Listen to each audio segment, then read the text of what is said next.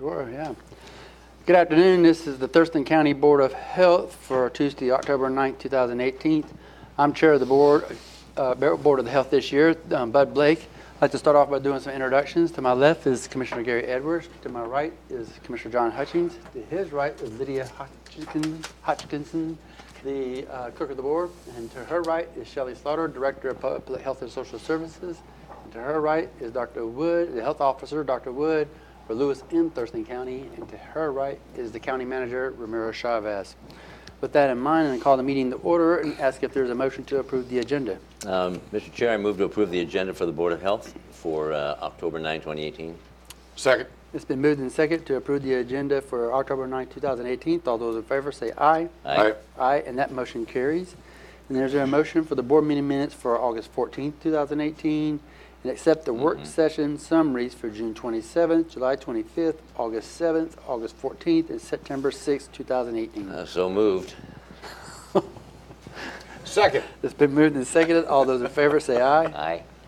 Aye, and Aye. that motion carries. All righty, so we have a wonderful lineup of presentations and proclamations in a Board of Health program, but we start off today with a presentation for a Breast Cancer Awareness Month. We have a whole host of people here today to kind of get us started. We'll start by Liz Davis, who is the Division Director of Child, Family, and Community Wellness here for Thurston County, and then she can call up the guests we have here and we'll get things rolling. Hello, Liz. Yes, hello, commissioners. Thank you so much for having us all here today. And one of the special things that we're celebrating this month is Breast Cancer Awareness Month. Today is the 4th anniversary of the day that I lost my Nana to breast cancer. She had breast cancer 4 times over about 20 years, and fortunately she lived a great, long, healthy life, died a month before her 91st birthday. My mother is also a breast cancer survivor, and long before I was born, my great-grandmother passed away at right about my age from breast cancer. Your family has seen the trauma. Yes, fortunately, I don't have the BRCA gene, but this is always a very emotional topic for me, but also one that is very exciting because of all of the passion that we have in communities across the nation about this topic and all of the progress that's being made. So I'd like to invite up Sheriff John Snaza and also Nicole Woolsey from the American Cancer Society to talk a little bit about what their organizations are doing for breast cancer awareness. Sheriff Snaza.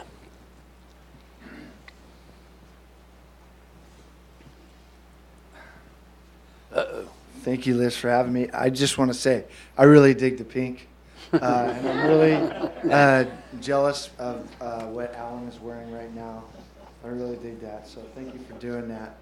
The Thurston County Sheriff's Office is involved in this program by we're authorizing the patches to be worn on our left shoulder that signifies our support to cure cancer and to get rid of it and never have to speak of it again. We're also authorized pink t-shirts underneath and whatever pink you can find yourself wearing.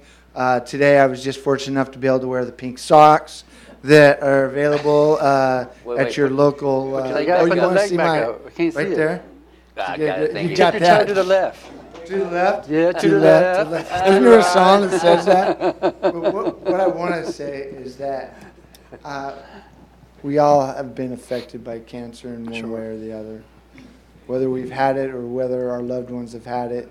And it's a horrible disease, and that I hope that with all the energy that we have, that we can eradicate it. So thank you for all your support on that. Thank you for the Sheriff's Office for your commitment and contributions. Yeah. Well, hello, Nicole. How you doing? I'm doing great and There you a little go. shorter than him. All right. Okay. You have the floor. Go ahead. My name is Nicole Woolsey, and I work for the American Cancer Society. I am the Community Development Manager in Thurston County. Thank you so much for inviting us here today. This is such an amazing opportunity to raise awareness and educate the public. And as a 30-year resident, I appreciate very much that you take this seriously, because so do we. So as we speak of awareness today, we're all going to wear pink. We see pink ribbons all month long. So I want to really focus on why. What does it mean? What does that pink represent? The pink represents the fight that 1 in 8 women will be diagnosed with cancer in their lifetime. The pink represents the almost 3,000 men that have already been diagnosed this year with breast cancer. The pink represents all of our neighbors and our family and our friends that have been affected, because this disease is very personal. And I say it all the time, barely any of us know anybody that hasn't ever been diagnosed with breast cancer. Today, I brought a whole bunch of supporters. Our organization is volunteer ran. We're ran literally by passion and determination. So I would like to introduce the folks that I have with me supporting me and the American Cancer Society in our mission. I'm going to start with our Real Men Wear Pink candidate, Russ Knorr. Yay, Ross. Christine Forey. She's also on our leadership team for Making Strides in Real Men. Michael Jameson, Real Men Wear Pink. Yay, Michael. Louisa Shimamoto, Louisa. wife of Alan Shimamoto, one of our Real Men Wear Pink candidates. Chris Lilly. Uncle Jim. Hello. Yay. Aunt Sally. And they're related to Melissa Lilly here, mother Melissa. and breast cancer survivor. Julie Smith with South Sound Radiology, also on our leadership team for Making Strides Against Breast Cancer. And Mama Pat Odian. Okay, we just became friends today. Okay, so that's who I brought with me today to show support, but I have a couple of people that I've asked to speak to show this is something that affects people so personally on so many different levels, and why awareness and why education is so important. And I would like to start with Alan Shimamoto, please. Thanks, Nicole. For me, it is very personal because my mom, who came here from Japan, became a citizen of the U.S. Back in the early 40s. English is a second language. She, in her soon after, got breast cancer. And back then, this was probably 40 years ago, things hadn't progressed. So the easy way out was to just have surgery. So I remember, I was in my teens, and my mom had to deal with that, and having a double mastectomy, and just what it did for her emotionally, and her struggle with psychologically, and just as a woman.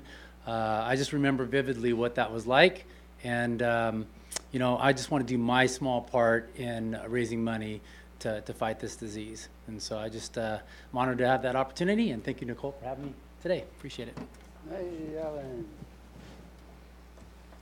Thank you, Alan. And I would like to invite my friend Melissa Lilly up to share some of her journey with breast cancer.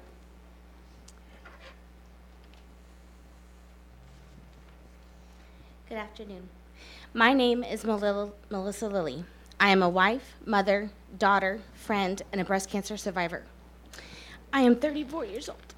Oh, we got to go.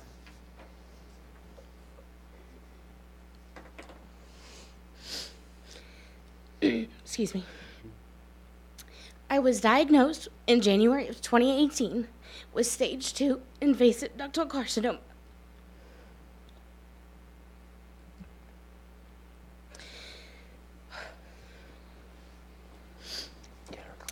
I have no family history of breast cancer. For me, the reason breast cancer awareness is so important. Take your camera off.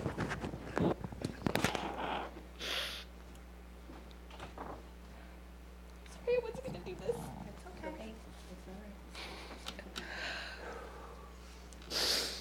It's okay.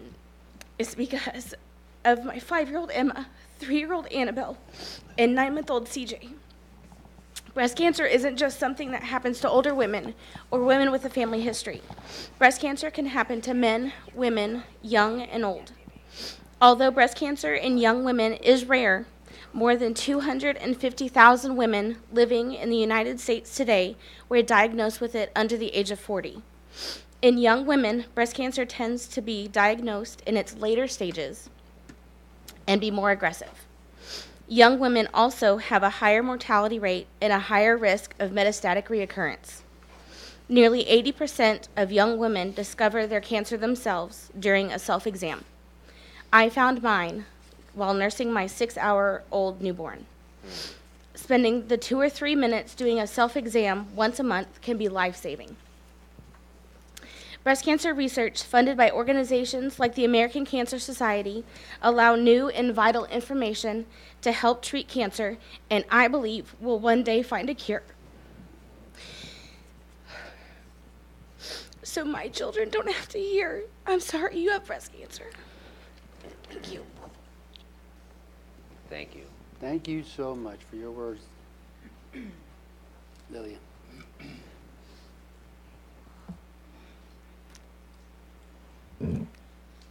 So this disease is very personal to everybody that's in this room and everybody who's going to see this on television. But I also want to talk about the strides that we have made.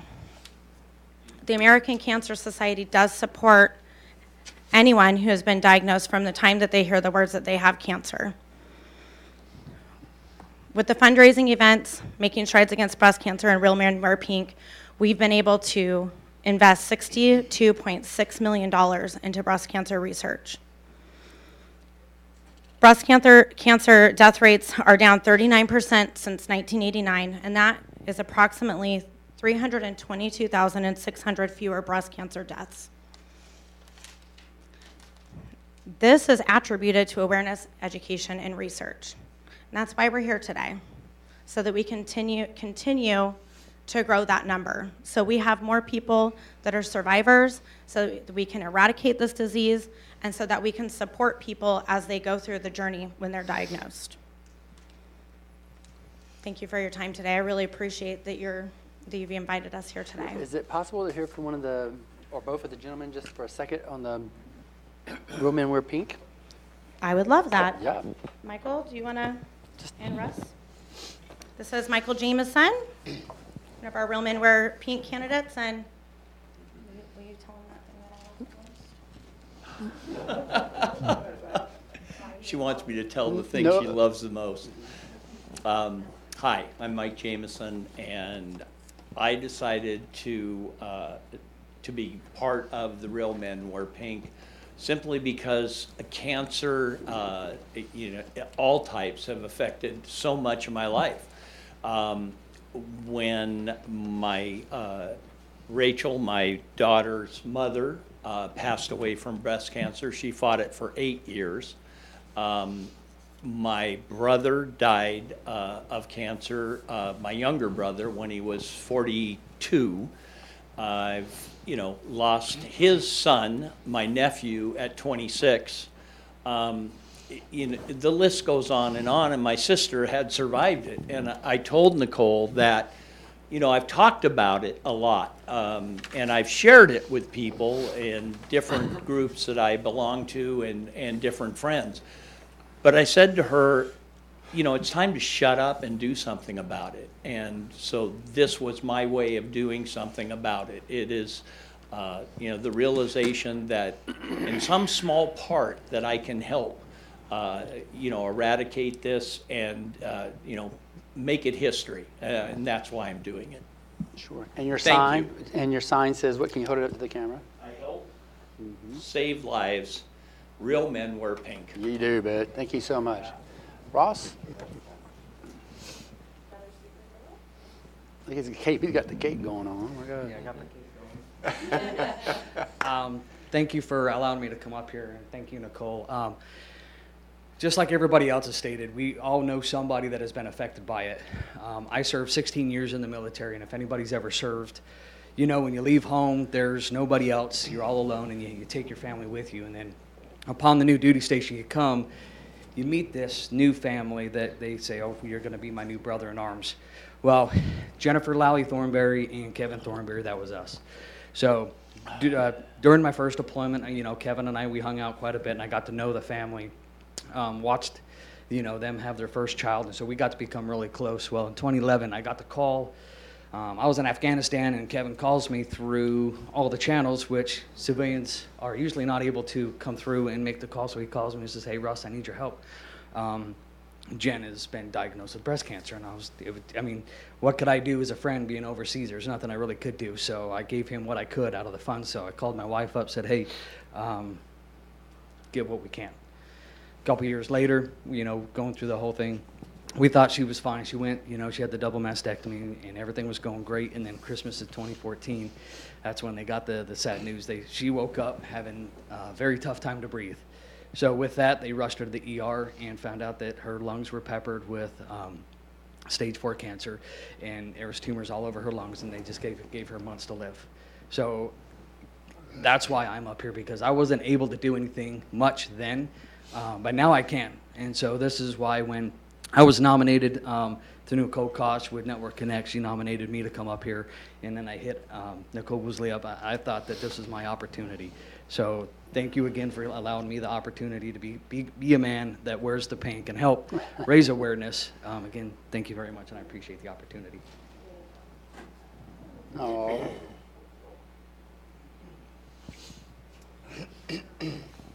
So now that we've heard from some of our supporters and understand the impact that it makes on our community, I think the real point is awareness, talking about it, getting people to know that taking their health and being an advocate for it, talking to their doctor and deciding when it's right to start getting mammograms, doing self-breast checks,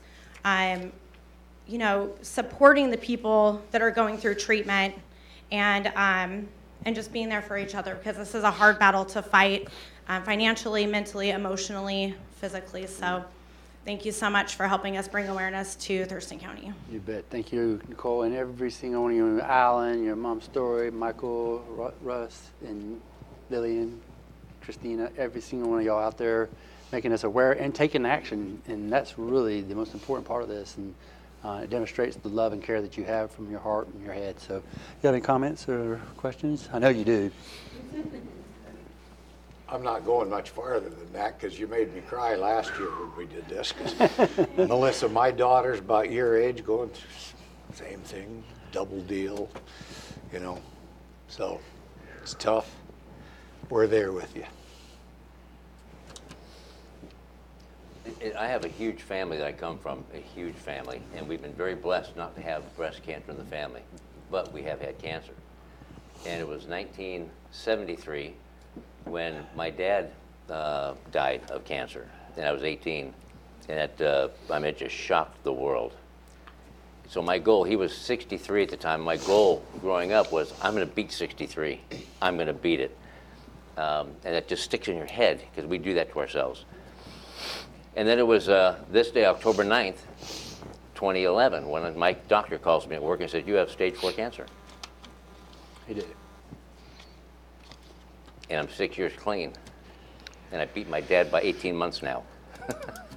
So my goal is just to live every day as if it's the last. Then one day I'll be right. So it's just devastating. The color just runs from your surroundings. It's gone when you're given those words. And a lot of people don't realize that, and I'm glad, because too many are realizing it. Too many get that call or have that. So this is so important what we're doing and what your folks are doing on a regular day-to-day basis, and I just applaud you. I applaud you. Thank you. I do have one question for you. I know we have representation here, but tell how large the American Cancer Society is here in Thurston County, and maybe one or two events you might have on the calendar, and how to get involved. Thank you. The American Cancer Society has 3 main fundraising events: Relay for Life of Thurston County, Making Strides Against Breast Cancer, which is October 20th at Huntermore Park, and our Real Men Wear Pink campaign, which is currently undergoing through our major push is October, but all the way through December. We will raise this year over $400,000, and that will be put into research, support. We've been able to give 155 rides just in Thurston County alone. That's for 2017. We only had 2 volunteer drivers then. We have 13 drivers now, so we will not have an unmet need for rides. We were able to gift 47 free nights of lodging to patients. Our goal is to take away any barriers and obstacles so that as people are going through their cancer journey, we can alleviate some of that stress and make sure that nobody has a reason to not make it to treatment. Sure. And I I just want to do a shout out, not to be rude, but for Corinne Wall. She's a survivor, a dear friend of everybody in this room, but just want to make sure she's on travels right now, but she's a part of us, right? Yes, Corinne Wool, and she was with us last year to do this presentation. Her cancer is breast cancer, and she has the BRCA gene mutation, which was actually founded by a researcher that was supported by the American Cancer Society. So people that have the BRCA gene mutation, it's genetic. Now there's testing available. So when people are diagnosed, they can undergo the genetic testing so that they understand how to move forward with their treatment so that they can have a longer, more quality life. You bet. Thank you so much. You want to read the proclamation now? Yep. We're going to do the proclamation now with a photo of everybody, okay? Whereas the month of October has been nationally designated as Breast Cancer Awareness Month, and whereas in the United States, breast cancer is the most common cancer overall for both men and women combined, with 268,670 new cases in 2018. Although both men and women can have breast cancer, women are at higher risk for both diagnosis and death. And whereas currently 1 in 8 women in the United States will develop breast cancer sometime in her life, breast cancer is more common in African American women compared to women of other races and ethnicities. And whereas the American Cancer Society estimates that in 2018 in the United States, about 266,120 new cases of invasive breast cancer will be diagnosed in women, approximately 729 new diagnoses per day in Washington State. 36,170 new diagnoses will occur, nearly 100 each day. In the United States, about 40,920 women will die from breast cancer, or about 112 deaths per day. In Washington State, 13,030 deaths will be caused by breast cancer. That's approximately 36 deaths each day.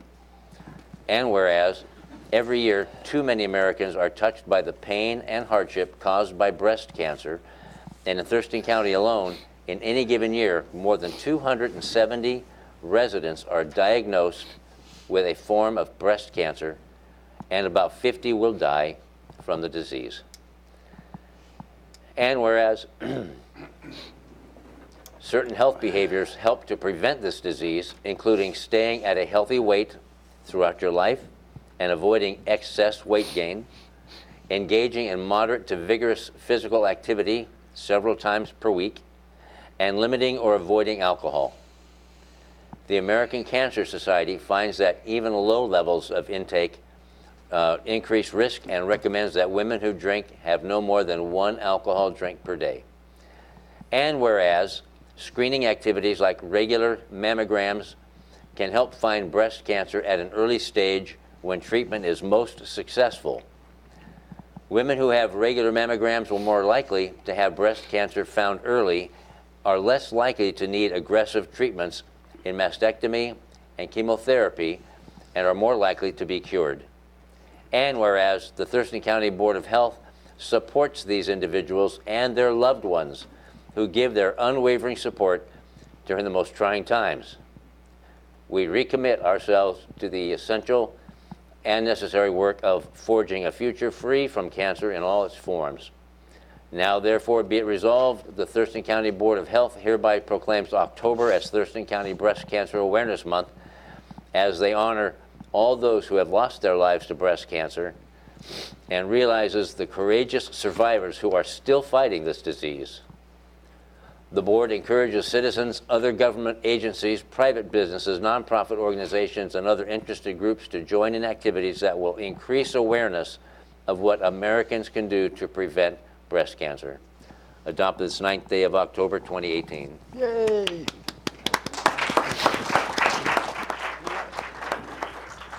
Everybody.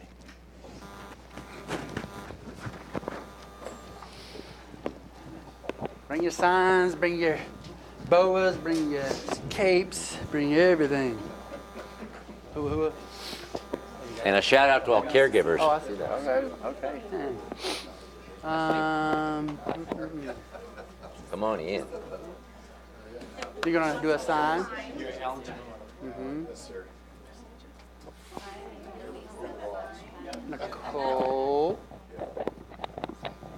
on up. Oh, can we use you in the middle? Can we put you in the middle? You grab that. Silly little thing. Hang on one second.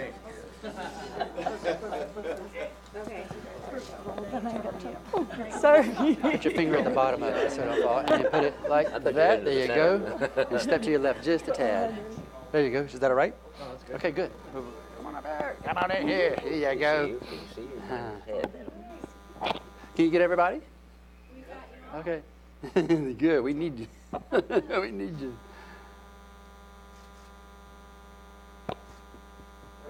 Where are you at? Oh, no. Oh, Click, click, click. there you go. Yay, thank you. Oh, Oh, got more. oh, we need Romero right here? Okay.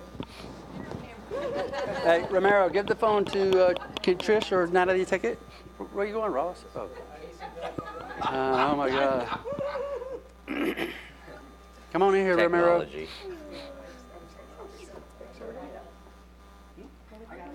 Romero. Oh my God, 4 for.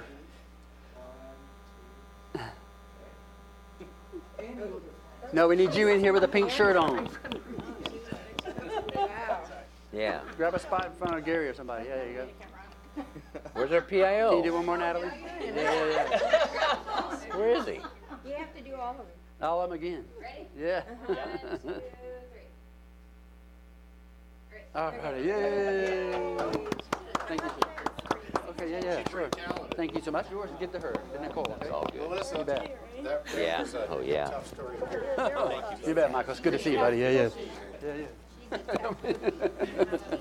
Thank you. Get those damn socks. I need to get some. All right, you bet. We got it. Where it is. Are they chick socks? Do I have to? Thank you, sir. You bet. Thank you, Alan. You bet. That's funny.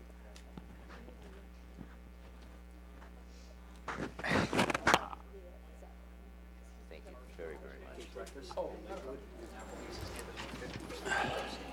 Great, okay. And there's this also, I don't know if you know where the Lacey Forsyth is, the bistro and event center. Oh, we know, yeah. They're actually, Rachel Young, who owns Miss Moffett, she's actually Yep. made pink cupcakes for the month of October. I was gonna donate 20% of that to, Yay. Oh, beautiful. Great. so I'm gonna give this to you. All right, my man.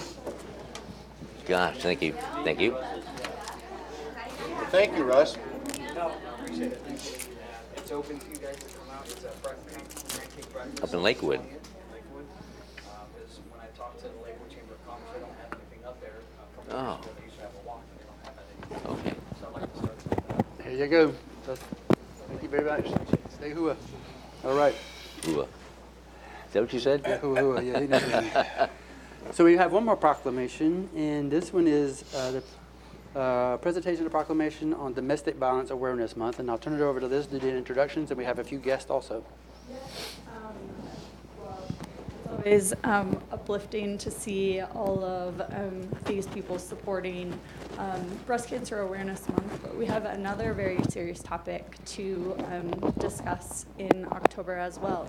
It's National Domestic Violence Awareness Month, and here to share some information with you are, again, Sheriff John Snaza, Trish Gregory, and Natalie Skovren from the Family Support Center of South Sound, and Sarah Lloyd from Safe Place.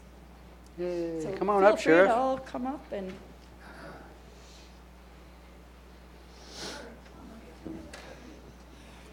This is the most I've probably seen all three of you in a very long time. So it is good to see you. It's also good to see all of you together on these proclamations that we're all talking about. Yeah. Cancer awareness and domestic violence. Unfortunately, in Thurston County this year, we've seen about a 46% increase in response to domestic violence calls this year than we did last year. And that's unfortunate, and it's one of those calls that, how do we prevent? What do we do to prevent those types of calls? And the best thing that I can say that we do is get out there and advocate for the victims, be there for our victims, and tell them that they don't have to take this. be there for them, to support them during this time of violence, and be there for them when they're in recovery and learning about how they don't have to accept this anymore. It's not a way of life. It's not okay. So I hope that with what we're doing today continues on, but the hardest part is, in my world, in law enforcement, is we want to solve problems right now. We want to end it right now. We don't want it to go on anymore. We want people to stop it. We don't want violence to happen in families. How do we do that? And just trying to figure out better ways to do it. But the best way to do it is the advocacy that we can do as a team, not just as Thurston County Sheriff's Office, but with the help of the Family Support Center and Safe Place and other organizations within Thurston County. I do believe that we can end it.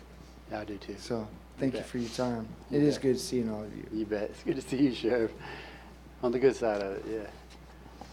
Hello, Trish. Hello again. It's good to see you. So first of all, I'd like to say I apologize to most of you here who have now had to hear me speak 3 times today. Pleasure and- each time. Yeah. Before I move on to speak regarding domestic violence, I also want to acknowledge another hat I wear in our community is a school board director for the Griffin School District. And our community is mourning the loss of one of our teachers right now to cancer. We just found out this weekend. So really appreciate you acknowledging efforts to combat that horrible disease, because in the most professional way I can say it, cancer sucks. Oh, it does. So, yeah. Yeah, that's good. But as far as Domestic Violence Awareness Month, thank you for the opportunity to speak earlier as well. And you were able to hear from many of our partners in our Family Justice Center program, the Sheriff's Department, the County Clerk's Office, the Family Support Center staff. Who am I missing? This is why Natalie comes with me. Thank you. And the Prosecuting Attorney's Office, of course. Yeah. And while we were listening to Jennifer Lord speak, Prosecutor Jennifer Lord, about the state versus Gardine Gonzalez, the one thing that we had thought about and we're really kind of having a side conversation about is the work that the Family Support Center and our Family Justice Center has been doing to support children who have witnessed domestic violence. For those of you that were not in the room, the Gardine Gonzalez case is one where the perpetrator killed his wife, killed her mother, all in front of her children, left on a high-speed chase with those children in the car, eventually shot himself. And so some very extreme traumatic experiences for those children. So I'd like to introduce Natalie Scovrin, who's going to talk a little about our Camp Hope program, and then also another endeavor that we're moving towards, which I'll let her describe for you. Thanks. So many of you were at the breakfast this morning as well, and our video really highlighted our Camp Hope America program, which we were selected in 2017 by the Verizon Foundation, or in 2016 to launch our state's first Camp Hope America program. And it's a camping and mentoring program for children who have witnessed domestic violence and experienced trauma. And we take them to camp for a week, and they have a life-changing experience. They get to go whitewater rafting. They get to eat all of the food that they want. Literally, the kids are like, "We're excited for the food." Yeah, I know, it's so funny. Oh my God. They get to eat all of the food that they want, and it's healthy. They sleep in open-air cabins, and they have challenge-by-choice activities where they can step out of their comfort zone and set goals and be supported to achieve those goals and increase their hope. And this year, this past July and August, we served a total of 66 kids.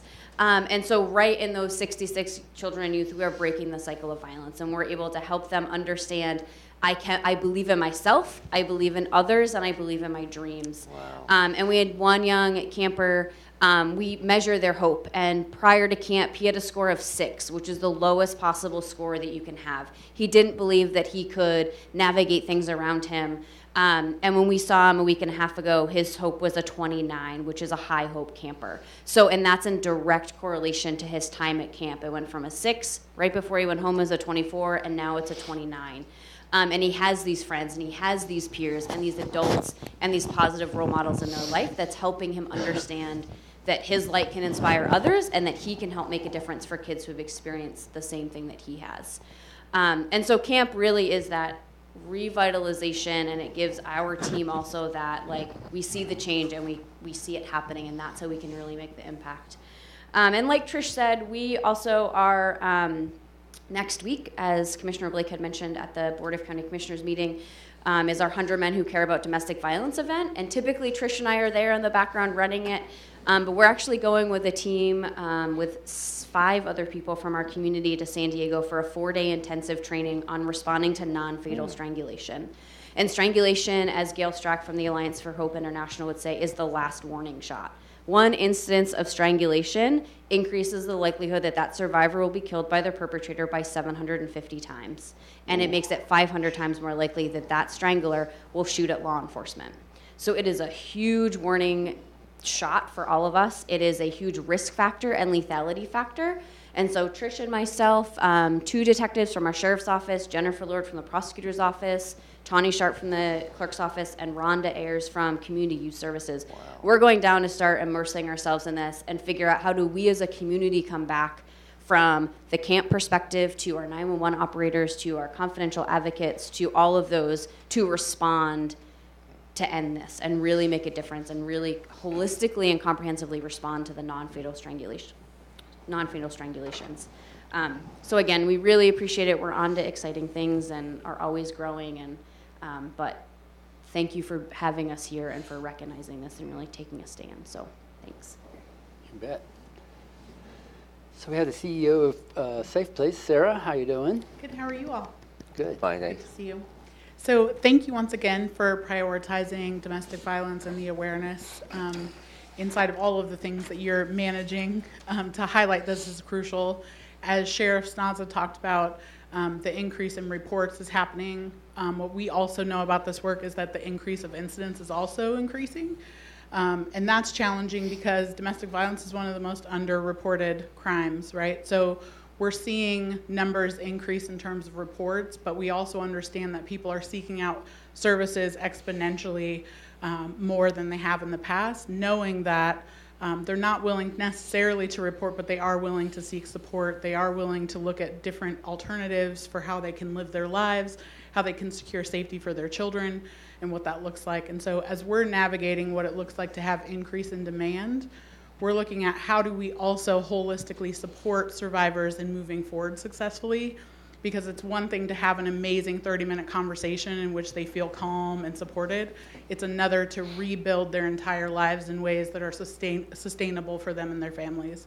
And so looking at what does it take for us as a community to look at holistic approaches that are long-term and that can help them build the skills that it takes to manage those interventions on their own moving forward. Because it doesn't matter if Safe Place quadruples in size in the next year or not. The reality is we still can't meet the need if every single survivor depends on only us to do that. And so we're really focused on how do we help survivors build the skills it takes to maintain successful and safe life moving forward, both for themselves and for their children.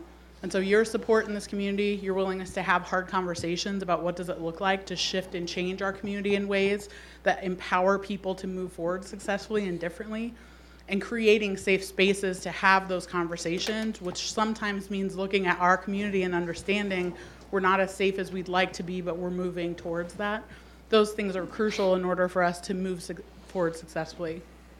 So again, thank you.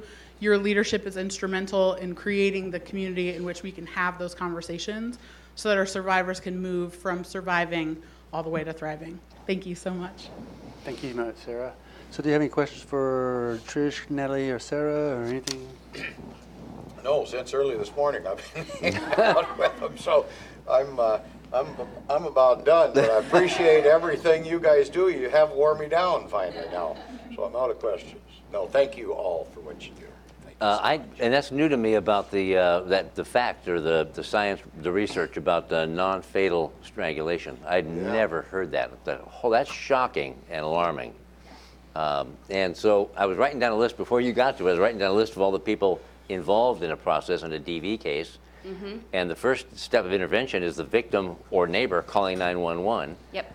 And then there's the dispatcher, the call receiver, and they type it up and it goes to a dispatcher to Thurston County Sheriff deputies, because not one's going to respond. There'll be a couple responding. Yep. And then there's the jail, hopefully, and then there's the courts, maybe a hospital's involved, prosecutor, family support center, a jury, Yep. and that's just a ton of people, let alone the aftercare and after support as well. If we can eradicate this, Yeah, I mean, you can put a monetary value to it, but you can't put a value on life Right. itself. And so I fully support safe place all across the board, getting this stuff eradicated and bringing people to justice and breaking that silent or that cycle of violence through a generation. yeah. I'm sure that also as a community, we'll come back with some more nuggets of information on strangulation and how we as an entire, how it takes all of us and what does that look like from the 911 dispatcher to all of those pieces. So it won't be the last that you hear about it. Well, let us know what we can do to help or support. Absolutely. Yeah, thank you. You're heroes of ours, as you know, and we fully support any and every effort we can, legislatively, funding, wherever we can. We think it's despicable, to be quite honest with you, for any type of abuse, be it physical, let alone withholding medicine, food, shelter. Any of that is not anything we tolerate here from this board whatsoever, and we are behind you 100%. So, I like that word, despicable. It is. And It's cowardly. disgusting. It's Cowardly. Yeah. All right, ready? Okay, this is a long one. I'm not complaining, just a lot of important information. Whereas the month of October has been nationally designated Domestic Violence Awareness Month, and domestic violence is a preventable, serious public health issue. And whereas domestic violence is a pattern of assaultive, coercive, dominating, and punishing behaviors perpetrated by one intimate partner against another and impacts people of all ages, genders, races, and socioeconomic status, and disproportionately affects people from marginalized communities. And whereas in Thurston County, 18% of women and 11% of men witnessed domestic violence as a child, and 21% of women and 8% of men have had an intimate partner hit, slap, kick, or physically hurt them in some way. And whereas domestic violence causes physical injury, mental anguish, economic loss, and death in our communities and in Thurston County, from 2010 to 2017, 14 people were murdered as a result of domestic violence. And whereas in Washington State, half of all crimes against people of domestic violence related, let me say that again. Whereas in Washington State, half of all crimes against people are domestic violence related. Every year, the Thurston County Sheriff's Department and other law enforcement officers and agencies respond to domestic violence calls that involve assault, rape, kidnapping, intimidation, burglary, and violation of no contact orders. And whereas victims advocates for the Thurston County Prosecutor's Office provided advocacy services to over 1,050 victims of domestic violence, and the Thurston County Clerk's Office completed 2,486 interviews of victims seeking protection orders. And whereas multiple tribal nations, local government, and nonprofit community organizations and advocacy groups, such as the Thurston County Domestic Violence Sexual Assault Task Force, Safe Place, the Family Support Center of South Sound, the Washington State Coalition Against Domestic Violence, the YWCA, and others coordinate with each other to prevent and respond to domestic violence. And whereas we acknowledge those who have lived through violence and abuse as survivors, and the Thurston County Board of Health, together with the Thurston Thrives Education and Resilience Action Team, Public Safety and Justice Action Teams, and the Thurston Coalition for Women's Health, support the efforts to promote healthy relationships, promote the safety of survivors, and reduce harm to child witnesses and others through an increased focus on regional cooperative strategies. Now, therefore, be it resolved, Thurston County Board of Health hereby proclaims October as Thurston County Domestic Violence Awareness Month, encouraging all county residents to take action to end domestic violence in our community by learning about the impacts of domestic violence, creating policies in their workplaces, engaging in discussions with family and friends, supporting victim service providers, and those working to hold all domestic violence offenders accountable.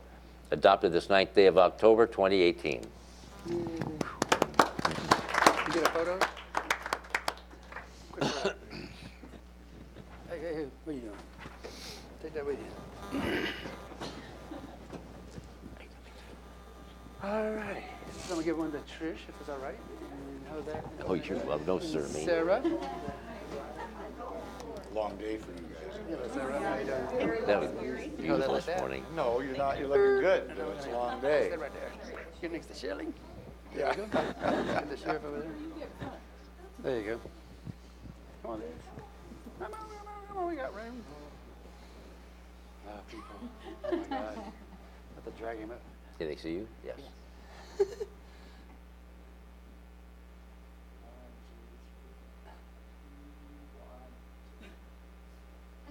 Thank you. 20 phones this time. Yeah, thank you, Sarah.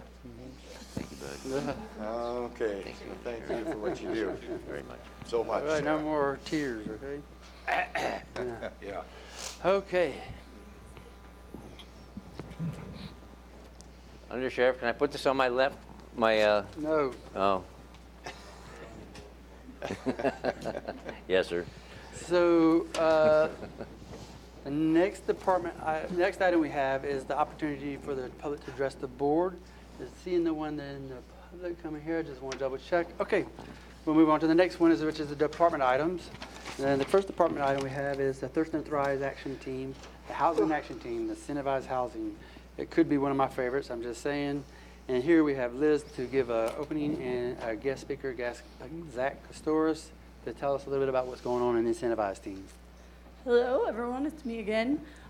Crosby Carter sends her regrets. She was unable to be here today. She's the Thurston Thrives director. She has a sick kiddo that she had to take care of. The Thurston Thrives Housing Action Team is one of the most active Thurston Thrives action teams. There are 3 different subcommittees, the Homeless Housing Hub, the Green and Healthy Affordable Rentals Team, and the Incentivized Housing Affordable Housing Group. And Zach Kostoris has been very active in the affordable housing movement and also in this Incentivized Housing Committee. Zach is the president and owner of Prime Locations Incorporated, which is a local full-service commercial real estate company that develops, sells, and also leases and manages commercial and multifamily investment properties. They currently manage approximately 1,500 apartment units in South Sound. So, Zach, please come up and share with the commissioners. Yay. Hello, Zach. How you doing, sir? Long time no see. Yeah, a long time. Yesterday? Yeah. So I actually have a little bit of a PowerPoint that we're putting together, but I will say before I start, thanks for having me. I am here in the capacity as a representative of the Incentivized Housing Team, is what we call it. It's also known as the Blue Team, but that doesn't convey the full picture, I would say. And so as they're getting that set up, really, I think I came and presented here almost a year ago. It might have been exactly a year ago. And we've done a lot of work since then. I think we've made some really good headway since then. And just, I don't know, maybe 3 weeks ago, I think it was in September, we had the 2nd Regional Housing Summit. 29 August. In August, okay. So time flies, right? And before I keep going, where's the clicker? Oh. This guy? Yeah. Oh, okay, cool.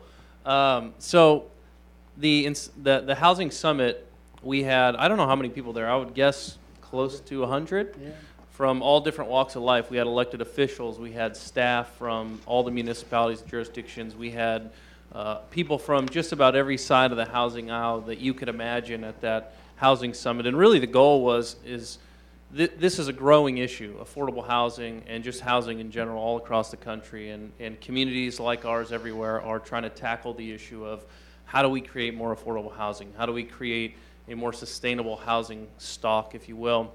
And so our goal was to bring people from all walks of the housing aisle to a summit to explore what is the problem statement, what is the problem that we're experiencing, and then look at potential solutions and really get people working together in collaboration to try and come up with ways that we can collectively solve this. Because I think, as we found in our work in the Incentivized Housing Team, When it comes to public policy and housing and some of these big complicated issues, often the avenues, if you will, operate in silos individually, right? Land use is in a silo, and banking and finance is in a silo, and yet they all converge together. And it's the convergence of those issues that are what create the real challenges. And so we thought, let's get everybody in a room and let's try and get out of our silos and really talk collaboratively about how do we solve some of these problems. And so with that, what I thought I'd do today is just give you kind of an overview of what we're facing here in Thurston County and what we're doing to move forward.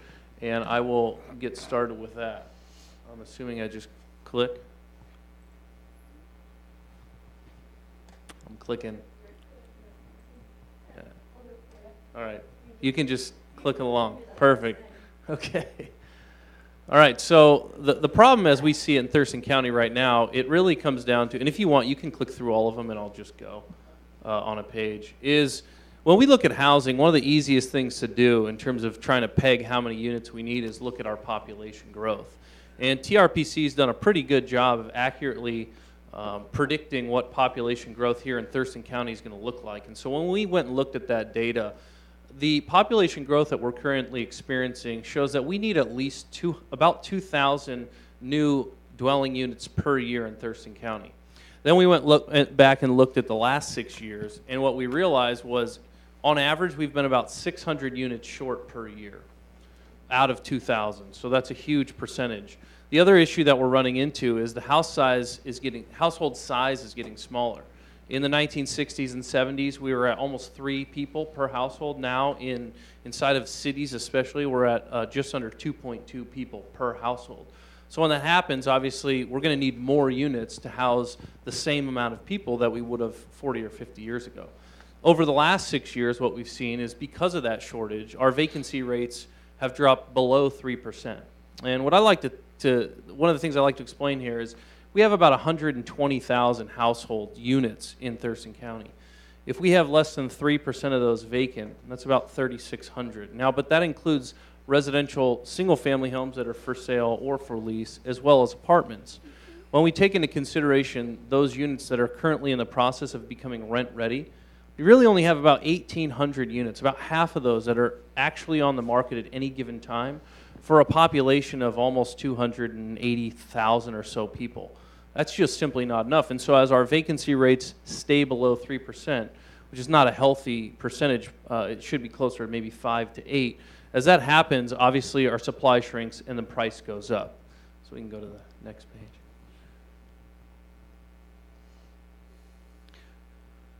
The other thing that we're running into is bringing on new supply is really expensive. If we want to go develop new housing, it's so expensive that it's almost impossible to develop new units for the lower income demographic part of that market, because it just doesn't pencil from a financial standpoint. And so if you look at, let's say, the last several years, on average, we've brought on less than 200 units per year that serve an income demographic of 80% of median income and below. In an average year, we need closer to 600 units. So part of the reason the incentivized team was created was to say, nonprofit and government is doing all that they can, but how can we get the private sector involved in solving this problem? Because we need more scale. How can we incentivize private developers to get involved in this part of the process so we can scale it, and instead of getting 200 affordable units a year, we get 500 or 600. You can go to the next one, please. So one of the things I like to talk about, and one of the other big things that we felt in the incentivized group was important, is what do we need to demonstrate to change the tone of the conversation? Because I think a lot of the times the tone is that there's these developers out there and they just want to make money and they don't really care about the lower income demographic folks that need housing. And so we said, well, what do we need to demonstrate that shows that that's really not the case, and what's really at play is essentially the pure economics of it. And so I created this pretty simple process here, and I said, why aren't we getting enough supply, and specifically in this context, at the less expensive end of the market? Why aren't those affordable units being built? And I think there's a really simple explanation, and I chunked it down to 5 steps. If we want new housing, It doesn't matter if it's affordable or market rent, any kind of housing. Here's the 5 steps we have to go through. First is, what does it cost to develop it? What's the all-in cost to build the housing? The next is, how much income or what sale price can we sell those units at, right? In terms of how much income can we generate from the rents or what sale price. The next is, what are the ongoing expenses going to be? Or in the sale scenario, how much is it going to cost me to sell the house? And then what does that equate to in a return? And then we weigh the risk, right? So what I always say is, if the expenses are too high, there's no housing unit that pops out of the bottom of that funnel, right? If any one of those five items doesn't pencil out, that housing unit doesn't come out. And so what we did at the incentivized team was we looked at, okay, where is it breaking down in terms of building affordable units? And essentially, it really comes down to development cost. And we'll get into that a little further. We can go to the next one, please. So here's what we've come up with, some potential solutions. And I think they're pretty simplistic in nature, but not as simplistic to execute. And what they are is, if we can expedite the permitting process and upzone properties, that's going to help us to create more buildable land to develop housing on. So an example of that, controversial as it may be in some circles, is like what the City of Olympia is doing with the missing middle, right? They're looking at ways to upzone properties to create more housing land availability. But the other thing is expediting the permit process. We've looked at, are there ways that if a proposed development meets certain affordability requirements, are there ways to expedite that permitting process to move it through the system a little bit faster? The next one is, are there ways to mitigate fees, whether that's hookup fees or impact fees or any kind of other fees, permit fees, et cetera. In our underwriting, and I'll get to this in the next slide, but we've created a model that walks through all these different aspects. And one of the things we noticed in our model was that on average, about 20% of all the costs of development of housing is going to taxes and fees. And so on our standard example that we use is a 65-unit apartment complex. The fees and taxes on that development are about $2 million. So is there a way that we can delay some of that upfront costs for the development in order to experience long-term savings, both at the rental side, and then as those people are saving money on rent, they're going to be spending it in their community, creating sales tax, things like that.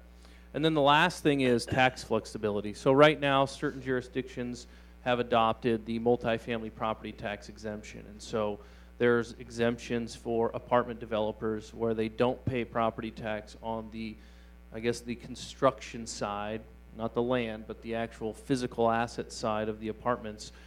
Those are for between 8 and 12 years currently. Are there ways to expand that? Are there ways to make it where if these units stay affordable, that property tax abatement could stay longer? Because as soon as we introduce that property tax expense, we just have to raise the rent to cover that expense for the tenants. And so is there a way to mitigate that? The other thing is, I believe it's Walla Walla or Wenatchee, they're looking at piloting a program right now where they would offer some sales tax credits on construction, where some of those sales tax credits would actually go to pay for some of their impact and entitlement costs. And so looking at some ways that maybe that could be an option as well. And then I'll go to the last one. So obviously what we're doing collectively, we feel like it's not working. We've got to make some progress. We have to innovate. We have to come together and say, how can we think outside of the box? These really big problems that we're facing take really big solutions, and what do those look like? And we think that really the only way you do that is with what they call the collective impact, right? You get people from all sides of the aisle to come together and say, how can we put our heads together to fix this? And then the last thing is, we did develop the housing affordability model. That was part of our regional housing summit. So it's a spreadsheet-based model that we've developed that actually shows a municipality, and we have several municipalities currently using the model. Shows them how if they are able to mitigate some of these costs or offer some of these incentives to private developers, they can create an opportunity for a private developer that looks really similar to if they were just going to develop a market rate housing project, but instead you get 20 to 30% of those units as affordable housing units. And just to give you an idea, in our standard model, a scenario, we're going from a 1-bedroom, 1-bath apartment that at market rate is $1,350 a month to an average of about $650 a month for the affordable units. So it's not like we're just knocking off $100 a month in cost. I mean, we're talking about substantially reducing costs for those tenants. And what I'll leave you with is last year, I believe, countywide, we developed about 1,200 apartment units.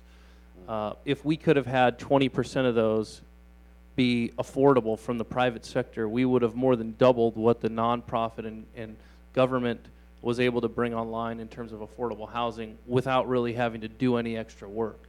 And so I think this is something that we really have to look at, and that's what the incentivized housing team's been doing. And then we've also been working in conjunction with the other housing action teams to hopefully over the next year or so bring some of this to fruition.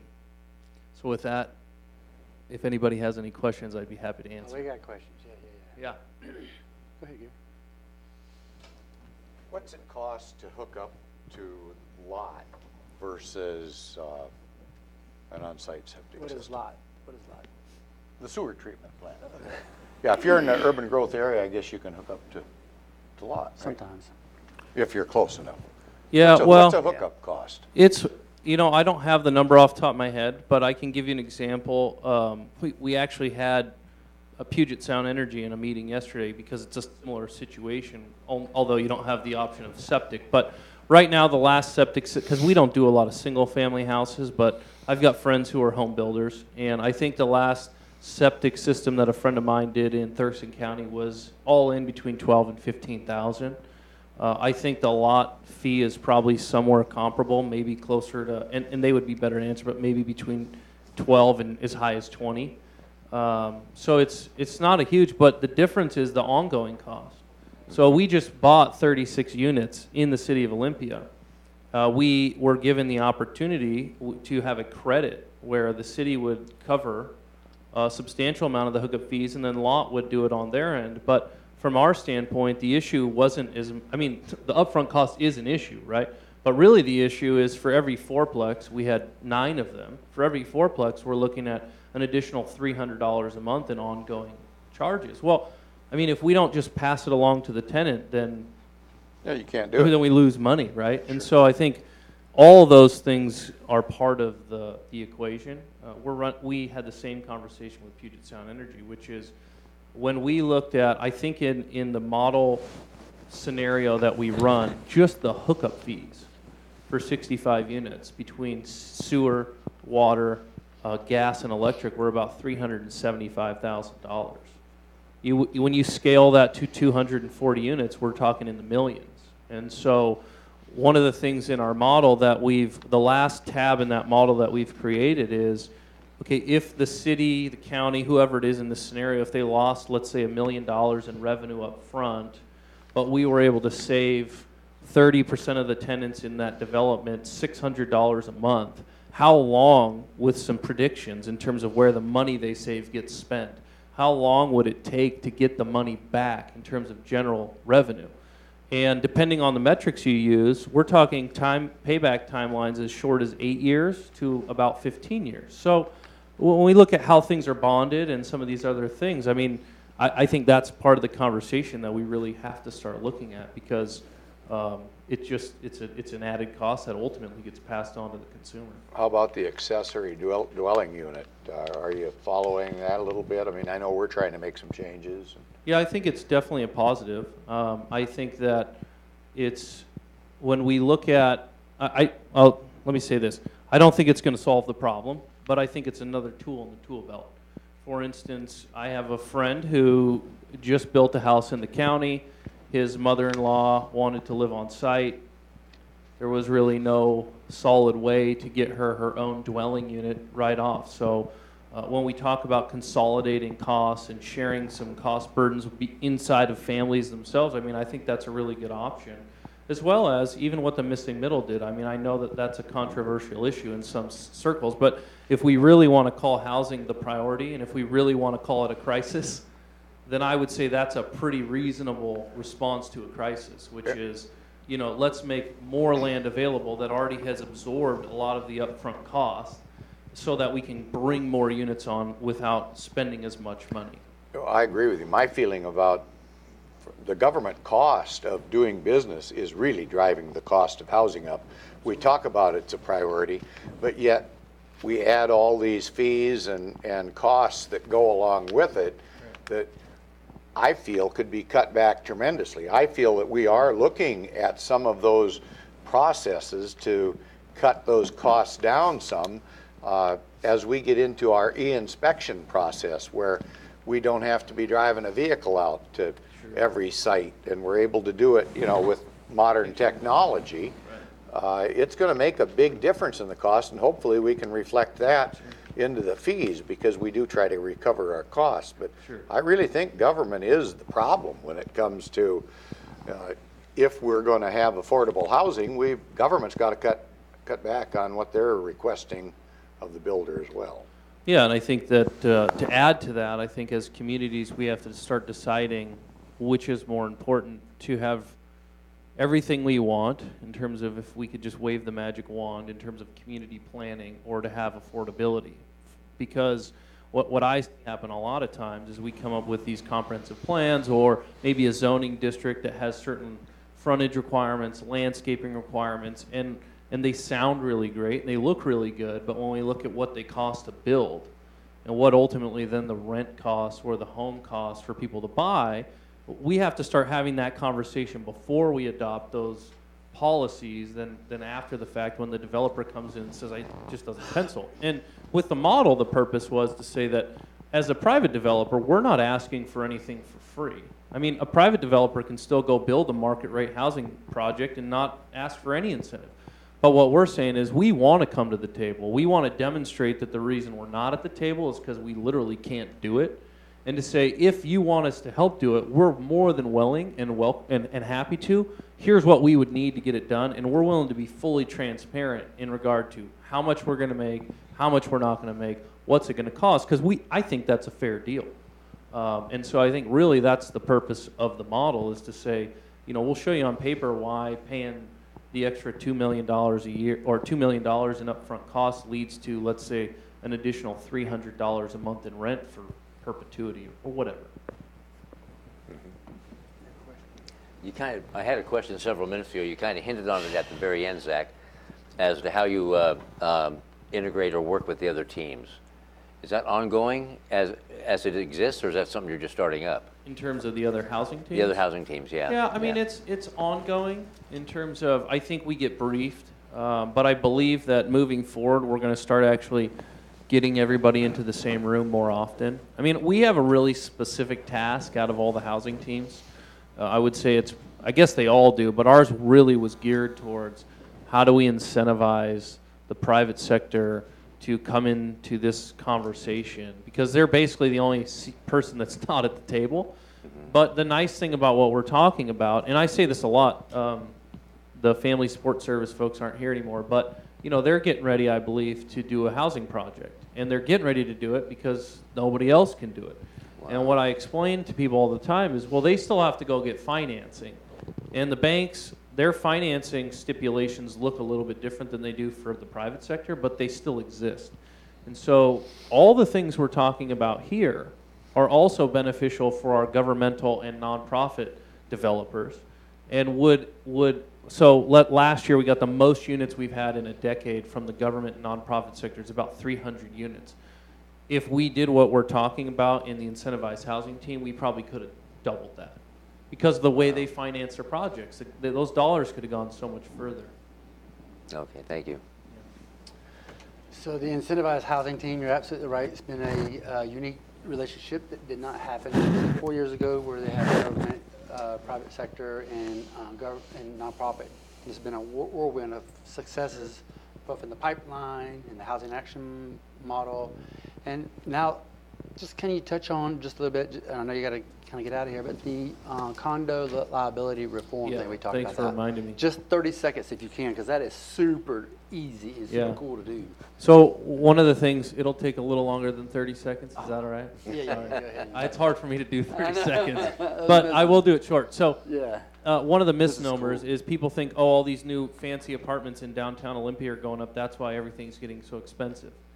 And I kindly remind them that no, why it's getting really expensive is 65% of people in Thurston County households own a home.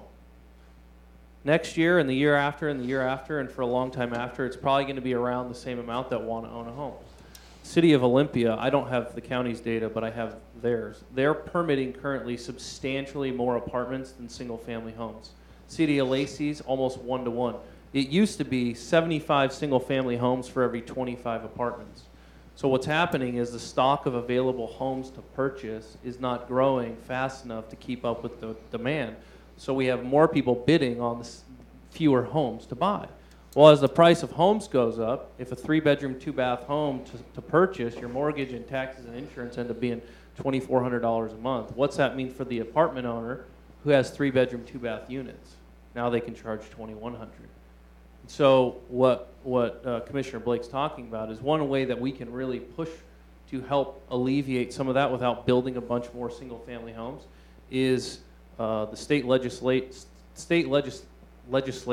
this year, or I guess next year, are going to try and look at condo liability laws. We have some of the most stringent condo liability laws in the country. If we can make those more like other states in America, which I think they should be, then we have the potential to have some of these developments that we're looking at, and even existing developments that are currently apartment units, convert to condos. And so we could potentially take, let's say we wanted to sell an extra, or bring on to market an extra 600 units next year or the year after to buy. You could do some condo conversions, and you could actually start to alleviate some of that demand pressure in the home ownership arena, and at a much lower cost, because like we're getting ready to build with another group some apartment units in Tumwater, and those apartment units all in are going to be, let's say, $180,000 a unit. Well, if we could condo those and sell them at $225,000 or $230,000 a unit, you can't buy a new house for that right now. And so that would really help to give us another tool in that tool belt to give people an option to own a home without having to permit substantially more single-family homes. So I would say as that comes up on the next legislative docket, to be cognizant of it, mindful of it, and potentially be supportive of it if you feel like it fits into this conversation. I know you were talking about it just from the OMB rep. She was talking about how a nail is out of place. Can you just give that example, what the whole liability piece of it is and why it's such a dilemma? Yeah, so I'm not a construction liability attorney, and I don't pretend to be one on TV. But the gist of it is that in Washington State, there's essentially no limit on the liability that a condo developer inherits. And so what we've seen happen, like in Seattle, where a lot of the condos were developed, is there would be a construction defect, and the way that that's defined is so broad that OMB's rep said it would be as if code called for your drywall nails to be 3 inches apart and they were 2.5, right? It could be a construction defect. And then there's no limit on the liability that you could go after that developer for the construction defect. And so what we see happen is, one, construction insurance for a condo project is astronomical. If you can, there's very few carriers who would insure the project. But second is there's very few subcontractors who can do the work, right? Because they also have to carry this crazy insurance. And so what happens is, you might normally, if you're going to build just a condo, or an apartment project, you might be able to get, 6 bids from your electricians. But if you're going to do condos, you might only be able to get 1 bid because there might only be 1 contractor that has the liability insurance to cover that work. And so guess what? They can price whatever they want, and then they can basically go as slow as they want because you can't just fire them and bring somebody else on the job. And so if you've ever wondered why aren't there more condos in this area, or even in Seattle for that matter, that's probably 90% of the answer. Great. Yeah, there's for, yeah, sure, doctor. So how quickly could the laws be changed, and what would it take? Yeah, that's a good question. So in terms of the condo laws or just everything? Well, that one specifically. The condo laws, I think, could be changed in the next legislative session. They have to go through that process, but I know that it's definitely on their radar, and it's something that they're talking about, from what I understand, on both sides of the aisle. So I don't personally think it's a huge, it's not like what we're taught. There's models out there in the country for what work. So it's not like we'd have to be inventing it from scratch, right? We can just go see where is it working, what are they doing, what are they saying, and how do we adopt something similar? I think it's really simple, frankly. The flip side on the other things that we talked about, property taxes, the mitigation of fees, a lot of those already exist. It's just a matter of figuring out how we adopt them inside of our specific jurisdictions, and then how do we implement them, how do we define affordability. The property tax is probably the most difficult one because that is, again, state-driven, and it's difficult from a legal standpoint to figure out how to do it for a long, long period of time, and then what's the reporting, and how do we then keep developers accountable to the affordability requirement, things like that. So there's some nuances, but again, I think it's the Department of Commerce already has a reporting tool that landlords currently use for certain state vouchers and whatnot. So a lot of this stuff, I think at the incentivized housing team, one of the things we were really specific about was let's not try and go figure out things that we'd have to start from scratch on. How can we find incentives that already exist that might just need tweaking, or they might just need awareness and better implementation? And so I think everything that we're talking about is basically that. It's a great team, isn't it? Yeah, it's fun. Anything else? Thank you, Zach. Well, thanks for your time. Appreciate it. Yeah. Thanks for doing my clicker. All righty, let's move on to the next department item, which is item number 5. And it's to set a public hearing on a proposed ordinance to amend the Environmental Health Division fee schedule. And from the Environmental Health Division, we have Art Story, who gives us a little bit of background. And we think we're going to set a public hearing on about the November 27th time frame, right, Art? That's the idea. Wow, that ain't working. Yeah, where's the other? Liz is qualified now. The trained personnel. Yeah. Okay, good. Good question. So again, I'm Art Story, I'm the Environmental Health Division Director, and I'm here to ask you to consider setting a hearing that would adjust the Environmental Health Division fees. So I'll give you a little bit of a background as to what in the world it is that we do and why you might want to consider doing that, and provide some examples of why we think a fee adjustment is appropriate, and then be available to answer any sort of questions that you have. So just as a reminder, environmental health exists to protect public health, and the reasons that we're here is really to help provide the core public health services that do the things that people expect the government to do, which is to help assure that we have safe food, clean water, that wastes are properly managed, and that the things that are related to disease control and prevention that relate to environmental health, again, like safe food and all that we're here to do that. And that's what these permit programs, what the fees are there to help deal with.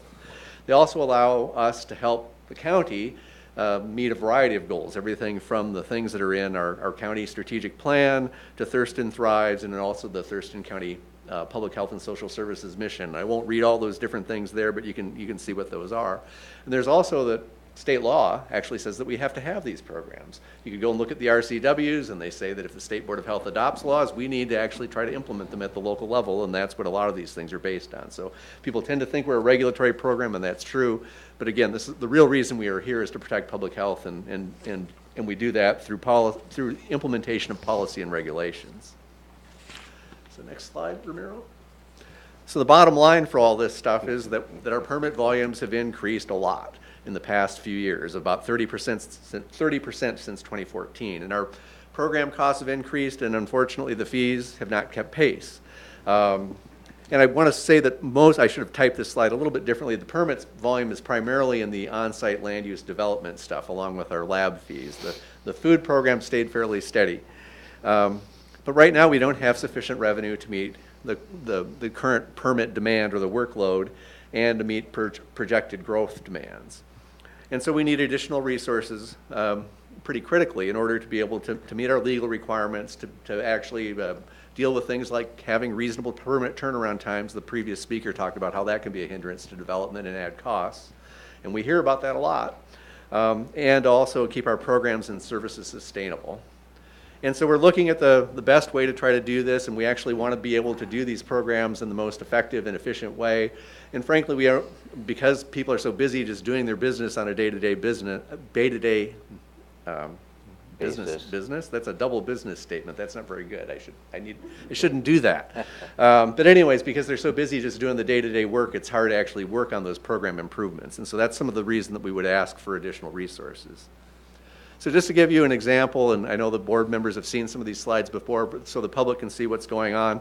Our permit volume has increased substantially over the last few years. The first slide on the left has to do with the total number of permits that we review on an annual basis within the on-site and land use programs, and that's everything from septic system permits to water supplies to plats and short plats. And you can see that those have gone up rather significantly over the past few years. And the next slide with the 3 bars shows septic system applications, and that shows both the new applications that are coming in, the ones that have designs associated with them, and most of the septic systems in Thurston County have to be designed by a professional engineer or a designer. In fact, they all do.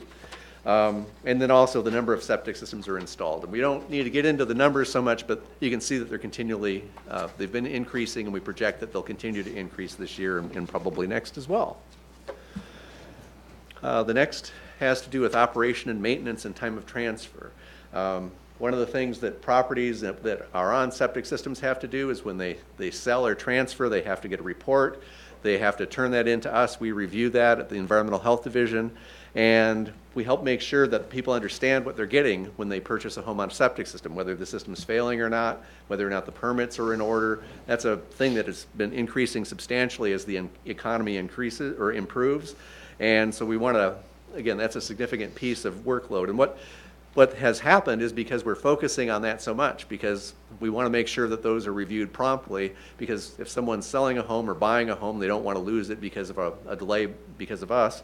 We've been falling behind in some of our other permit reviews. And so that ends up being fairly significant to us and to the public as well. But again, that's a slide that just shows how those volumes have increased, and it looks like they're staying up as well. Septic system operational certificates, that has to do with reviewing the monitoring and maintenance records for permits both in Henderson and Nisqually and in the rest of the county, and you can see that those volumes have increased as well.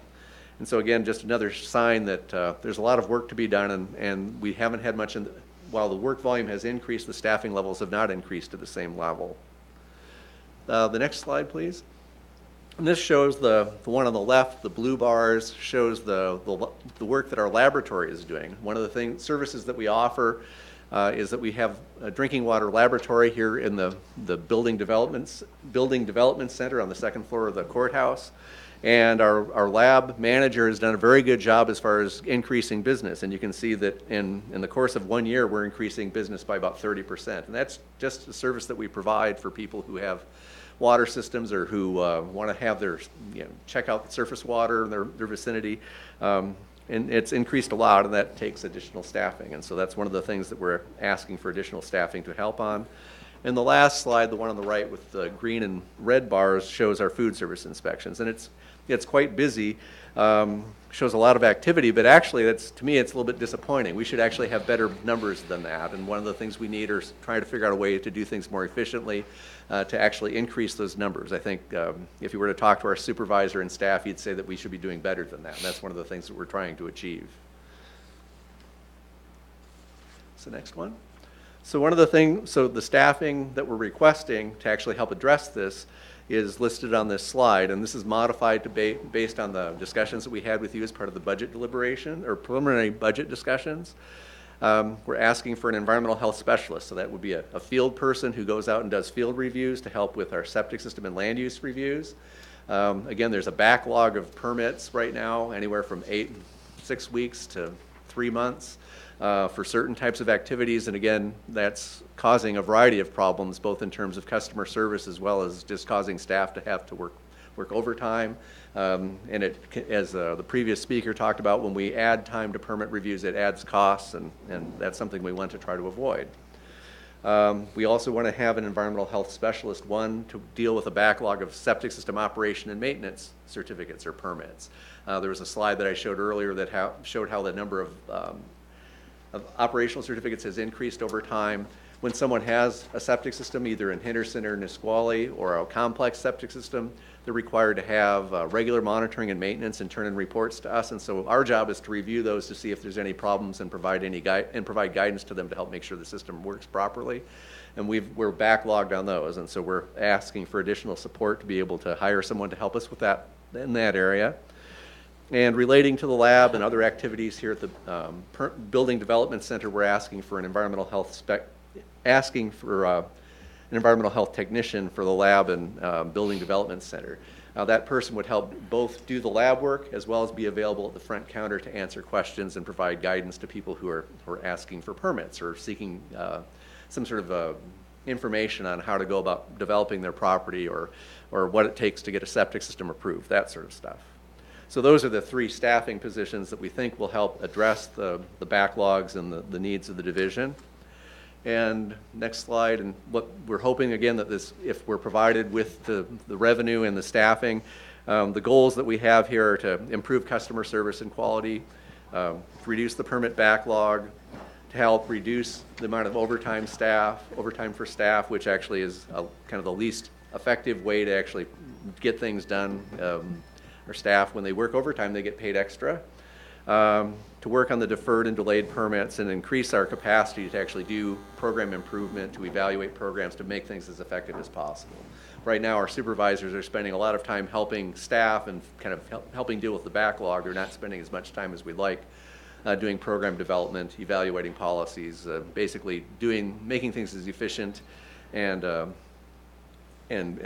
appropriate as possible. So that's what we're shooting for. All right. Questions so far? Do you have any questions of Art or Shelley or Hingham? Not yet? Not yet. Okay. Okay. So just quickly, what do we think it's going to take in order to address that need? We work with our budget staff, and again, it looks like our cost increases and things are greater than our revenue growth. It will take an additional approximate $300,000 in revenue to fund the current and proposed staff.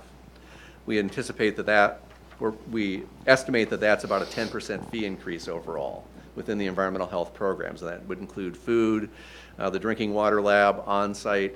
Those are the key areas, as well as dealing with the solid waste fees, which are part of the program. And we believe that, at least right now today, unless the state legislature, someone comes to our rescue, which seems highly unlikely, the fees are really the only sustainable way to pay for these activities. Environmental health services are funded 99% with fees and grants. These fees programs are served 99% with fee revenue. There's very little general fund revenue that comes to these programs, as you'll probably recall from our budget discussions. And so if we're going to increase capacity, we need additional revenue. In a previous discussion, you'd asked for some examples of how things would increase, and here's a slide that shows some of the more popular things or things that we do a lot of. Drinking water lab fees would increase by $1 to $2 if the fee proposal went forward. Time of transfer, that's that septic system inspection review process, would go up again 10% or about $20. A full suite of things that are necessary for a septic system to go into the ground, from the application to the design and the installation permit, would go up about $130 for the whole package of things, and there's the details are there. A restaurant, a high-risk restaurant, and that means one that has a full-service menu and more complex food preparation processes. A small restaurant that serves, again, has a high-risk menu. Their cost would go up again 10% or about $50 or $50. In a short plat or a large lot subdivision, that would go up about $135. So from $1,265 to $1,390, and that's assuming 10%. And that's a total of 10%. Our fee schedule actually has some elements in it that automatically adjust for the cost of living. So the total increase in revenue would be 10%, or the total fee increase would be 10%. And just for those who are historians, I know Commissioner Edwards had some questions about, how have our fees increased and when was the last big fee increase? Looks like that happened in about 2012. And what's happened is, over time, we've been directed to try to recover 100% of the cost for fees, or have fees recover 100% of the cost for services. And here's a bit of the history of that. Way back when I got started, our cost for hourly rate was about $45. Now we're at about $200, which is really scary to me, but that's a result of having to recover the full cost of our programs from the fee process. Since 2012, our fees have been adjusted by the Consumer Price Index and there's a language that's in the fee schedule and the adopting ordinance that tells about that, or the adopting resolution. In the last few years, I put in parentheses how much fees have been adjusted. From 0% a few years ago, because that was when the economy was suffering and things were pretty flat, to 3.3% this past year. It looks like with the economy coming to life, the way the fee schedule is set up is there's a cap of 3.5%, and that's what would likely happen in 2018 if no other adjustments. And I'm getting the signal that I'm talking too long. I'm sorry. So what we're asking you to do then is set the fee hearing on November 27th at 3 p.m. if that's your pleasure. And if you have any questions, I'd be happy to try to answer those. Okay, we have a question.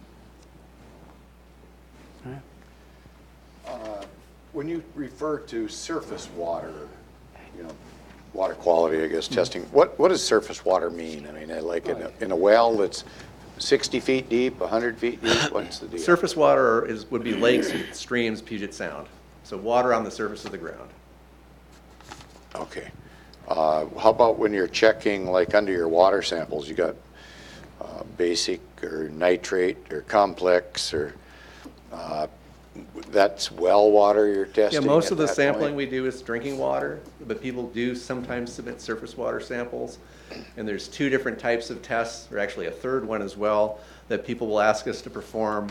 And it has to do with the type of indicator bacteria they're wanting us to evaluate. And some of those costs, the materials cost is quite a bit more for that coal alert test. And so we believe that it would be fair to be able to charge that one, raise the charge on that by $2 as opposed to the regular method we use, which we would increase by $1. Your nitrate test, I mean, I don't know what they are or how you do it, so does it take 10 minutes or is it Actually, 10 takes, in an hour? Or what's the deal? well, the bacteriological test takes a couple of days to run. The nitrate test doesn't take that long. However, you need special equipment and you need special media in order to run it. And so that's why it costs about that. And if you look at what other labs charge, they're all in the same ballpark for that. But that's basically the media cost and the cost of the staff time. How about under your time of transfer, septic systems, what do you mean by a current fee of $435 for an application? What does that cover? So $435 for review, that's for a septic system application. So if someone's coming in and they want to put in a new septic system on a piece of property, that pays for our staff to review the proposal, go out and do the initial site evaluation, which involves evaluating the soils, evaluating the proposed drain field site, and determining whether or not that is all for the public hearing. Basically meets Okay. meets county code and state code or not. Okay, And we good provide enough. direction to this to the applicant as to how to proceed from there. Okay, thanks. Did you have any questions? No, thank you. Is there a motion? I move to set a public hearing on November 27th, 2018 at 3 p.m. in room 280, Building 1 of the Thurston County Courthouse to receive public testimony regarding a proposed ordinance to amend Article 1, Appendix A of the Sanitary Code for Thurston County, the Environmental Health Division fee schedule. Second. It's been moved and seconded as stated. All those in favor say aye. Aye. Aye. Aye, and your motion passes.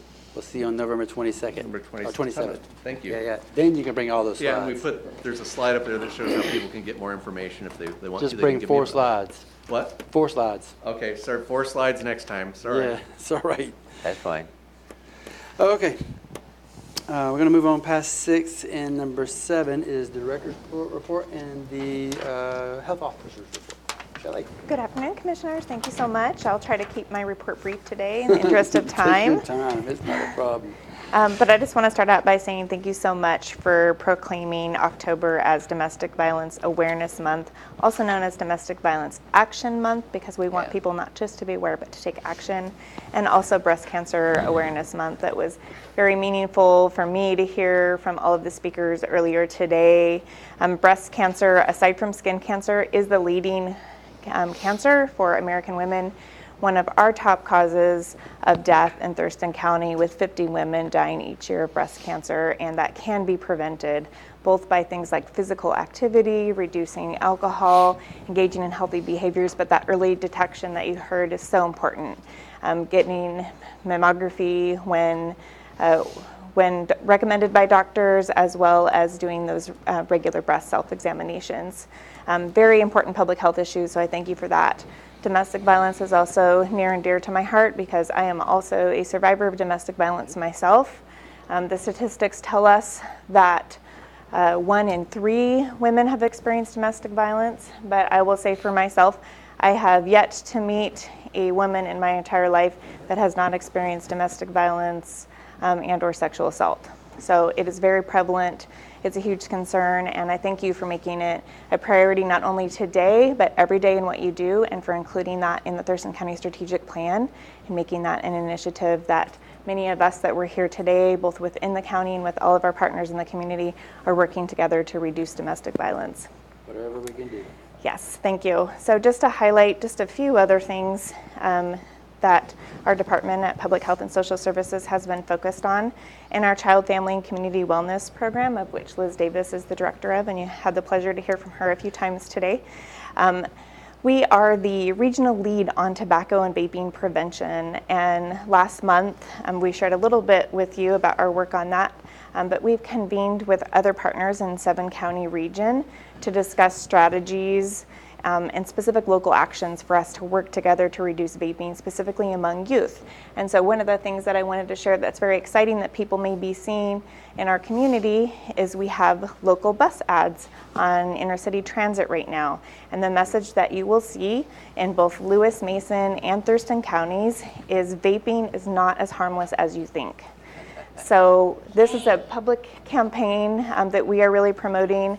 We hope that when people see it, that they will engage in conversations with their kids of all ages to talk about the dangers of vaping. And for anyone interested to learn more can visit our website, and we'll be continuing to talk about that as we advance this project. We also have another new and exciting project, and that is our oral health improvement. So we're working with our local impact network to start that in Thurston County, thanks to a grant we received from the Acora Foundation. And Public Health and Social Services is the lead agency for these projects.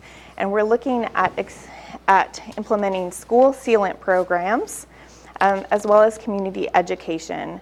Oral health is very important, and while we didn't declare it today, I just wanted to mention that October is also Dental Hygiene Month, and it's a very important part of health to get those regular dental checkups, especially for children under age 5, because it can not only provide a healthy and beautiful smile, but it also prevents lots of chronic health conditions later on in life, and it's something that is just important for health outcomes. So we also work with our local schools on safe and active routes to school, and we have partnership projects with Rainier and Tenino, and also we've talked about our Community Prevention and Wellness Program, which is a substance use prevention in Dakota, Tenino area, and soon in Tumwater. We're really happy to share about that. But I wanted to highlight in regards to the Safe and Active Schools that tomorrow is National Walk to School Day, and we are celebrating that and invite others to join us in walking with kids to school. So not only is that good for kids to promote exercise, and does that save our environment by reducing driving in cars and emissions, but it also teaches our kids really critical injury prevention, traffic safety skills. They learn how to safely get across the street. And accidents is a leading cause of death for children in our community. So it's really important, and we hope that people will get out there and join us for that. In our disease control and prevention program, We served 132 clients. We exchanged 93,433 syringes. Yes, I know that sounds like a lot. And we distributed 69 naloxone kits. I've been sharing this information with you every month, and every month those numbers are going up, up, up. Those 69 naloxone kits represent lives saved. So that's very good, but on the flip side of that, it's very concerning that this is an issue that continues to grow in Thurston County, and that's why we are convening our Thurston County Opioid Task Force that you declared back in June. You directed to our department to convene that in partnership with the prosecutor's office to develop a Thurston County opioid response plan. And so our next meeting to work on that plan is October 29th at 412 Lily Road at 3 o'clock for anyone who may be interested in joining in that effort. In environmental health news, we've had another toxic algae bloom in Lake Lawrence. Our lab results showed that we had a bloom that was producing high levels of microcystin above the health concern level. So Dr. Wood declared that lake should be closed to all recreation and contact with the water. So we don't want people to swim, fish, use the lake for recreation. We don't want pets to drink or swim in that water until we get 2 consecutive weeks where those levels go down to safe levels. So, and I will, with that, pass it on to Dr. Wood for further health report, unless you have any questions for me. I don't know, thank you. Thank you very much. Yeah. I do, but it's going to take. No, go ahead and ask Shelley. Where are we at on opioid, the mandatory reporting program that we were talking about? We don't have a mandatory reporting program, but one of the Pills? Talking about the pills from the doctor. Yes, it is mandated for our local physicians to report into the prescription drug monitoring program. Mandatory reporting is different, but one of the charges within the emergency proclamation that you made back in June and that the task force is looking at are ways in which we can share our data and enhance our data collection so we can better track overdoses in real time so we can get ahead and prevent it. So that is a goal of that task force, to make some further recommendations on how we can improve our data collection efforts. How about fatal overdoses with opioids? Have you got anything so far this year? We've had X, whatever that might be. I don't have those exact numbers with me today, but I can tell you that yes, even last month we had several fatal overdoses reported to us, and we do track that and we do get that data. Could we get a report on that at some point in time, I guess? Yes, yes. We will be doing a briefing with you on the syringe exchange program, and that also includes some of our opioid data. So we'll be bringing that to you on November 7th, and also at our next Board of Health meeting during my director's report, we'll provide some updated statistics for you on our opioid trends. 7 November, all right? Yeah, well, maybe one other thing. On Lawrence Lake, Art talked about water testing surface, so is that the portion that he's talking about, is checking the lake and then we end up with the bloom and that type of thing? Yes. So do they ever check for anything besides, do they check for like nitrogen in the water or anything? Do they check for other things or just one thing? If we're going to check, I'd kind of like to check for other things, but I don't want to do that if it is going to be cost prohibitive or something. But yes, they also check for, they not only check for toxins, but also things like fecal coliform and bacterial levels. And I don't know if Dr. Wood has anything else to chime in on that. Usually if it's a drinking water lake, they'll test for those other things. I'm not aware that we do it if it's a recreation lake, for nitrates and such. Many of those are based upon reported concerns to us. So we really depend upon our citizens that recreate in those lakes, use those lakes, and live around those lakes to report any kind of health concerns or things that they observe that might allow us to go and do some additional testing. okay. All right, Dr. Wood. Wanted to let you know that we have the flu mist is available again for influenza vaccination. It's and some people are pleased to not have to have a shot. and that we will be, our partnerships are very important in public health. We will be training together with the state on isolation and quarantine, and that pertains to both if there were a pandemic or a homeless individual who had tuberculosis. I'll stop with that. And encourage people to get their flu shots, because flu- now is the or time. flu. Yes, or flu mist. Or flu mist. Do we dispense that? Do we do that? Do we give those flu shots out in the mist and such? The Medical Reserve Corps can do flu clinics, or we can partner with other people in the community who are trusted partners. So we're not doing it now, though, but we could. We could. Okay. We have several for our Thurston County employees, several clinics that we're offering this month as well for employees to get vaccinated. Good. Anything else, Doctor? No, that's it. I have a question of the doctor. I read today that the scientists have discovered a micropeptide molecule that restores heart function in mice. Are you aware of that? I am not. Okay, just wondering.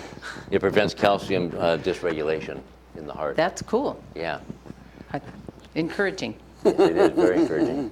And if you ever want to know if studies are done, you can go to clinicaltrials.gov, and it'll tell you about randomized, controlled, or various studies that are being done that then have to go before the FDA to get a medication approved. Clinicaltrials.gov. Clinicaltrials.gov. Okay, good. Thank you. Anything else? Well, I guess I'll ask one almost like that. Are you aware of a new, it's a mushroom that helps the pollinators, the bees and such, to beat the mites and different things like that? Are you up on that? I mean, I wouldn't expect you'd know, but I'm going to ask you. She's a doctor, not a florist. I am not. Okay, I'm just curious, because that's something brand new as well, where it was discovered out here at Evergreen by one of our own professors out here. So I'm it's not brand new surprised. on the horizons, and I know pollinators are a big issue. Big for- thing. Yes. So that's part of your Board of Health members' related activities? That's one of them. What else? No, I'm That's good. it. Anything, Romero? Shelley, back to you. Just a announcement that our next Board of Health meeting will be on a little bit different schedule, and we'll be meeting on Tuesday, November 6th at 3:30. November 6th, 2:30. 3:30. All right. At what time? 3:30. 3:30. 15:30. All righty. Nothing else? Is there a motion to adjourn? I move we adjourn the Board of Health meeting of October 9, 2018. Second, It's been moved and second to adjourn. We are adjourned. and we're about